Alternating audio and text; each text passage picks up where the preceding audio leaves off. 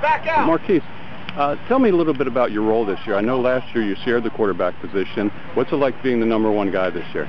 #1 guy, I think it's a pretty big role. I have to step up as a leader this year and take control of my whole team. And last year I was kind of on the back burner because I shared time with my senior quarterback, Chris Reinhold. What are the things you were able to take away from last year, the playing time you got last year? What are the things you learned about the position as a varsity quarterback? Well, first off, I had limited amount of playing time, so I felt like I had to do all I could to, prove myself. And while I was doing that, I've learned a lot because I had to prove myself. And if I had made a mistake, then I wouldn't get as much playing time. Tell me about your career as a quarterback. Were you a quarterback like in youth football and stuff like that? Or?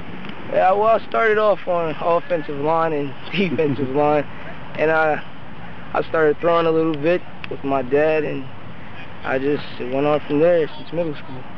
What are the things you bring to the table as a quarterback? What do you feel your strengths are? Well, I usually scramble, but working with Coach Freed, I've been working on my mechanics with throwing the ball and my footwork, so I'm pretty good at it. What are the areas you want to improve the most in? What are you working the hardest at, you feel? Seeing the whole field, because I'm shorter, I'm not that tall, I'm 5'9", so I have to focus on seeing my wide receivers and their surroundings, things like that. How do you see the game with Eastern York coming up Friday night? What are the keys for you guys?